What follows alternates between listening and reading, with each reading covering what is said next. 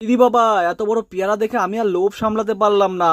দুপুরবেলা বাড়িতে কেউ ছিল না, তাই চুরি করে পেয়ারা বেড়ে খেলাম আজ। আর কোথায় গেলাম, যাওয়ার সঙ্গে সঙ্গে এত আয়োজন আমাদের জন্য। তো ব্যাপারটা হচ্ছে, আজকে দুপুরবেলা দুজনের বাড়িতে কোনো কাজ ছিল না, তাই বাইক নিয়ে বেরিয়ে পড়লাম। আর আজ বাইরে এতটা গরম রোদ্র পড়েছিল, তাই প্যাকিং হয়ে বেরিয়েছিলাম। রাস্তায় যেতে যেতে কোথায় যাব কি করব এটাই খুঁজে পাচ্ছিলাম না। তারপরে হঠাৎ মনে পড়লো, এই গ্রামেই তো আমার একটা বান্ধবীর বিয়ে হয়েছে, তারপরে চলো সেখানেই ঘুরে আসা যাক। তাই বাইকের গতিটা অনেকটাই বাড়িয়ে দিয়েছিলাম। না, তারপরে মনে পড়লো আর একটা বান্ধবীর বাড়িটা তো এখানেই, তাই ভাবলাম ওকে একটু ফোন করে ডেকে নেই। আর দেখো, তোমাদের দিদিভাই বলছে এই হলুদ শাড়িটা পরে নাকি ওকে আজকে নতুন বউ লাগছে। আর দেখো, আমাদের বান্ধবীগুলো এতটা ভালো যে আমাদের কথা ফেলতেই পারে না, তাই ফোন করার সঙ্গে সঙ্গে চলে এসেছে। আর আমরা তিনজনে মিলে যেই বান্ধবীটার বাড়ি যাব, ওর কিছুদিন আগেই নতুন বিয়ে হয়েছে, তো ভাবলাম খালি হাতে গেলে কেমন দেখায়।